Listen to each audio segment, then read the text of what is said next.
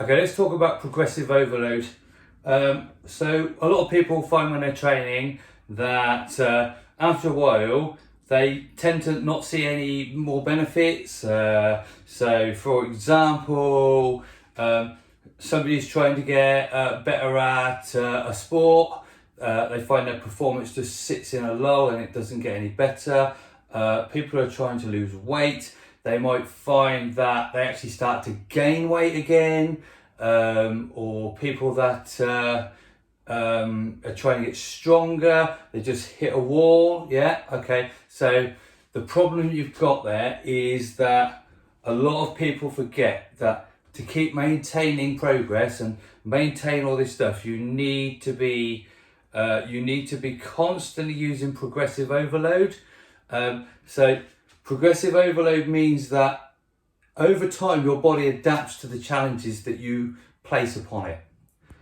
For example, let's say that you're somebody that goes to a gym and you've started your gym and you say, I'm going to get strong. You've never done weights, so you think, I'm going to go and do, for example, a body pump class. Okay, so there you go in your body pump class, and day one is brilliant. You get there and you've got this, they give you this bar and it's got a few weights on it and they get you to do some squats and stuff, and it's really challenging and you feel amazing, and after a couple of weeks you feel great and you're starting to see all your body changing and it's lovely, yeah? And then 6 months later you're still going to the same classes, and what you've noticed all of a sudden is that your body doesn't look quite as good as it did at the start.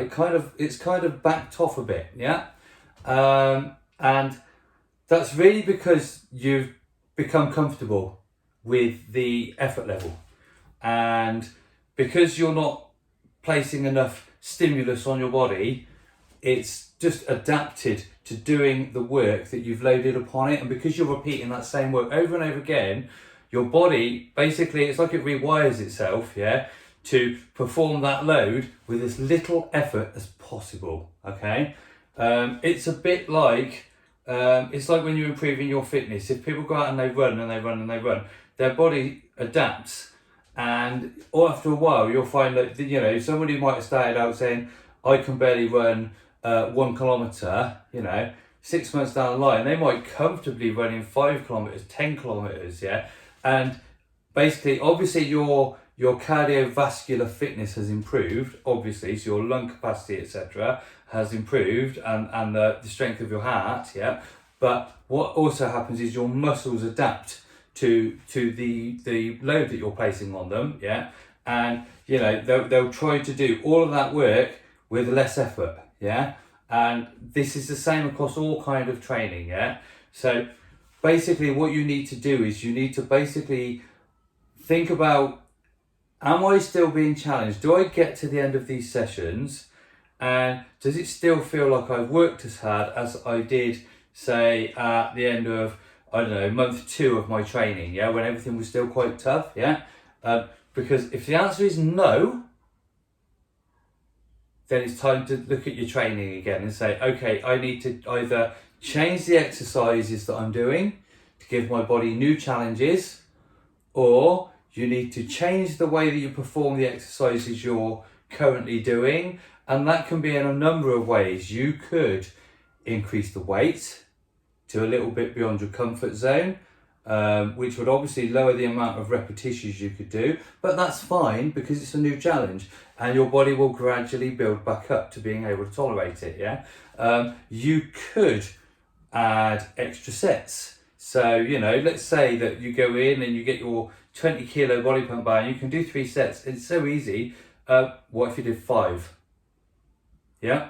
What if you did 5 sets and reduce the wait time in between, the rest time in between? You might find that that gets you back to where you need to be. For other people, it's a question of slowing down the exercises. So adding more tension time into an exercise. So let's suppose that you get yourself a nice bicep curl and you load it nice and heavy, and you can go bang, bang, bang, really easy. But what if you load it really heavy and it's more of a slow rep to the top and then a slow rep down? You'll be amazed how much of a difference that can make. Just changing the speed of the exercises can really bring good bang for buck, yeah? If you've got a fitness tracker and you know that your exercise workouts were, let's suppose when you started, you were coming over from the gym and you probably burn, I don't know, let's say your watch said you burn 400 calories in an hour, yeah? Which is a good hard exercise session, okay? But now they're barely doing 200, okay? So you've got a combination of you've gotten too comfortable, and without being rude, you're being lazy in your sessions. You need to push yourself again, and your body has gotten too used to doing the same stuff, okay? So it's at that point you need to be honest with yourself and say, okay, I'm not pushing myself enough, and that's why I'm not seeing the results that I'm looking for, okay? And if that is the case, it's time to change up how you train, okay? Now, I would always say, if you find that you've hit that plateau, be honest with yourself, because all you're going to do is be wasting time in the gym that could be delivering much better results, okay? You know, if you're really honest with yourself and you find that and you're not sure how to improve it, talk to a coach, talk to a trainer, yeah? Because we can definitely push you harder. We can definitely find ways to make you work harder, okay? Every time, without fail, okay?